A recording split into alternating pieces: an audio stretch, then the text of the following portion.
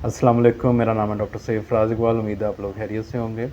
आपके लिए हेल्थ से रिलेटेड वीडियो लेके आते हैं, तो अगर आपको हमारा कंटेंट अच्छा लगता है तो काइंडली चैनल को सब्सक्राइब कर दिया करें और वीडियो को शेयर कर दिया करें ताकि मज़ीद लोगों तक ये रहनुमाई जो है वो पहुंच सके। आज बात करेंगे एक एंटीबायोटिक सिरप की जिसका नाम है रिथमो।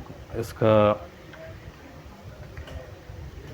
इसका साल्ट है क्लेरिथ्रोमाइसिन। ठीक है, बहुत से जो है पेशेंट हैं जो इसको लेके जाते हैं, कोई भी डॉक्टर इसको रिकमेंड करता है इस सिरप को या इसी साल्ट में किसी और सिरप को भी, तो वो आके ये कहते हैं कि जी बच्चे ने पीते साथ उल्टी कर दी। बहुत छोटा जो बच्चा है जो टेस्ट का बता नहीं सकता।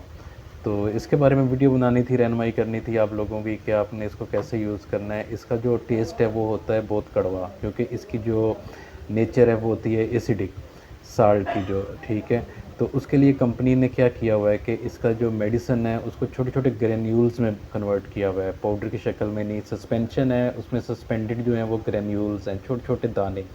अब बच्चा जब उन दानों को बाइट करेगा या वो दाने उसके मुंह में कहीं पर लगे रह जाएंगे, ठीक है, उसके बाद थोड़ी देर बाद वो उसे बाइट करता है तो उनसे उसके मुंह में कड़वाहट जो है वो आएगी।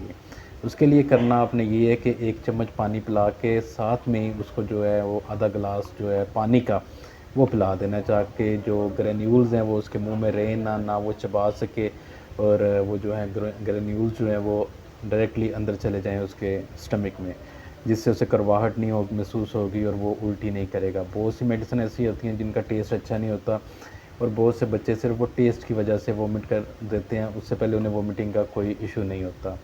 अब ये जो मेडिसिन है क्लेरिथ्रोमाइसिन, ये एक मैक्रोलाइड है एंटीबायोटिक में। ठीक है, ब्रॉड स्पेक्ट्रम में मोस्टली गले के इन्फेक्शंस के लिए यूज़ होती है, यूटीआई के लिए भी है, बाकी भी काफ़ी इन्फेक्शन पे ये कंट्रोल रखती है। ठीक है, अगर आप इसकी टैबलेट यूज़ करेंगे तो इसकी टैबलेट में भी है कि ये जो है ना आपके मुंह का जो टेस्ट है वो अल्टर करेगी। आपको ऐसे जिंक टाइप और ऐसे लगेगा जैसे कोई मेटल आपने खाया, मेटेलिक टेस्ट जो है वो आपके मुंह में इस मेडिसिन को यूज़ करने के बाद आएगा।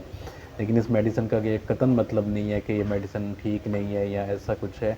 ये मेडिसिन बहुत पेटेंट मेडिसिन है इन्फेक्शन के लिए। हाँ, इसका जो यूज़ है बग़ैर प्रिस्क्रिप्शन के या बग़ैर डॉक्टर के एडवाइस के या बग़ैर फार्मासिस्ट की एडवाइस के या बग़ैर ज़रूरत के और अच्छे टाइम के लिए नहीं, क्योंकि अच्छे टाइम के लिए मतलब ये कि इन्फेक्शन के लिए अगर डॉक्टर ने आपको 7 दिन के लिए प्रिस्क्राइब की है तो आपने 7 दिन कंप्लीट करने हैं। अगर आप 7 दिन कंप्लीट नहीं करते तो जो बैक्टीरिया होते हैं वो अधमरे हो जाते हैं। ठीक है, और वो दोबारा से ज़िंदा हो जाते हैं, दोबारा से वो इन्फेक्शन क्रिएट करते हैं और नेक्स्ट टाइम जो वो इन्फेक्शन क्रिएट करते हैं वो पहले से ज़्यादा सीवियर होती है। तो बाकी आप दुआओं में याद रखिएगा। इसके बाद आप जूस वगैरह भी बच्चे को दे सकते हैं। डिपेंड करता है कि अगर उसका गला ख़राब है तो थोड़ा आप उसको ज़्यादा खट्टा जूस मत दीजिएगा, आम जो जूस है वो आप पिला सकते हैं।